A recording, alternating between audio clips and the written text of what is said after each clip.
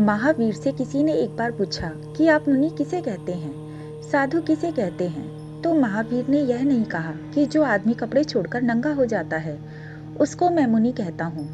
महावीर ने यह भी नहीं कहा कि जो आदमी एक ही बार भोजन करता है उसको मैं मुनि कहता हूँ। महावीर ने यह भी नहीं कहा कि जो घर छोड़कर भाग जाता है उसको मैं मुनि कहता हूँ।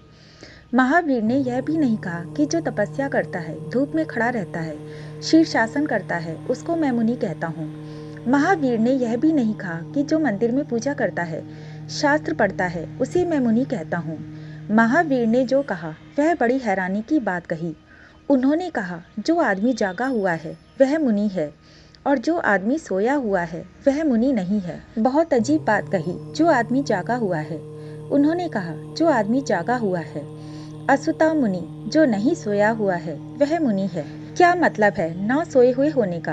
यह जो मैंने आपको कहा, जीवन को जागे हुए जिए, जीवन से भागने की जरूरत नहीं है, जीवन को जागकर जीने की जरूरत है। सोए हुए जीता है एक आदमी जागकर जी सकता है और जितने जागकर आप जीवन को जिएंगे उतना ही जीवन जीवंत होता चला जाएगा और उसी जीवन की जीवंतता में से उस परमात्मा का अनुभव होगा कि परमात्मा है।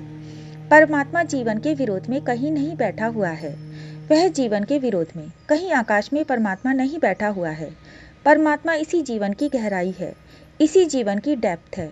इसी जीवन में जो जितना गहरा उतर जाता है वह उतना परमात्मा को अनुभव करता है। गहरा कौन उतरेगा? जो जागा है वही गहरा उतर सकता है। और जागने के लिए कोई एकाग्रता करने की जरूरत नहीं है, बल्कि समग्र चीजों के प्रति इकट्ठे रूप से होश से भरने की जरूरत है।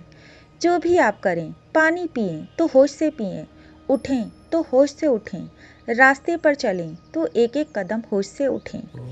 जय जय श्री राधे।